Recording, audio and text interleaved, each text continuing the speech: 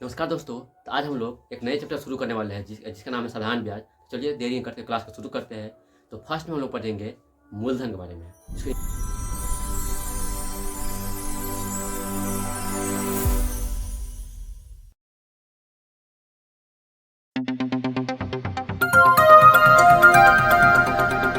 जब एक व्यक्ति किसी दूसरे व्यक्ति से जितने धन उधार लेता है तो उस उधार लिए गए धन को मूलधन कहा जाता है। तो एक व्यक्ति किसी दूसरे व्यक्ति से जितना धन उधार लेता है उस उधार लिए गए धन को या उस धन को ही मूलधन कहा लिखा गया है कि राम ने राजू से 5,000 रुपया 2 वर्ष के लिए उधार लिया।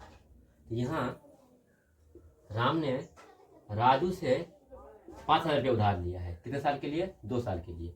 यहाँ जो जितना रुपया तो उधार दिया जाता है उसी धन को ही मूलधन कहा जाता है।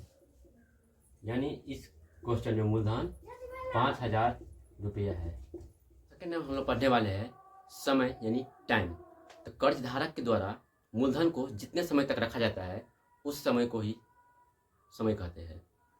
जैसे पीछे बोर्ड पर लिखा गया है टाइम यानी समय कि कर्ज धारक के द्वारा मूलधन जितने समय के लिए लिया जाता है उसे ही समय कहते हैं। जैसे पिछले उदाहरण में लिया गया था कि राम ने राजू से राम ने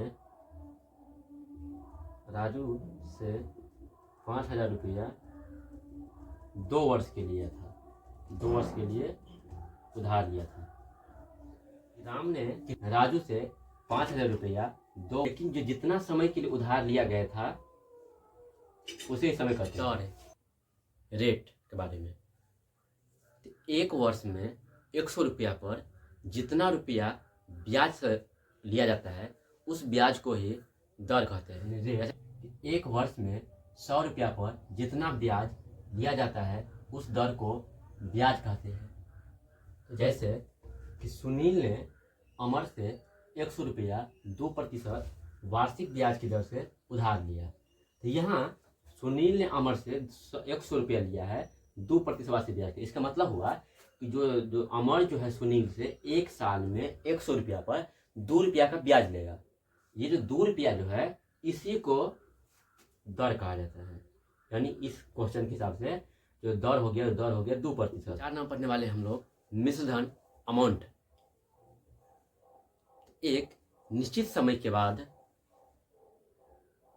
ब्याज समेत जितना धन लौटाया जाता है उस धन को ही मिश्र धन यानी अमाउंट कहते हैं। अमाउंट जैसे एक निश्चित समय के बाद ब्याज सहित यानी ब्याज समेत जितना धन लौटाया जाता है उसे मिश्र धन कहते हैं।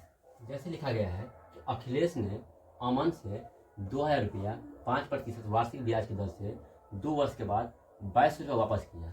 इसका मतलब वो जो 22 रुपया जो दिया है उसमें अखिलेश ने अमन को 2,000 रुपया उसमें मूलधन भी शामिल है और जो 2 वर्ष में जो ब्याज बना 200 रुपया उसको भी दोनों शामिल करके 2200 रुपया उसको लौटा दिया। यानी जो मूलधन और ब्याज समेत जितना धन अमन को लौटाया गया यानी 2200 रुपया लौटाया गया उसको ही मिश्र धन कहा जाता है। तो तब तक इतना ही। वैसे आगे अगले वीडियो में हम लोग मिलेंगे। जय हिंद, जय भारत।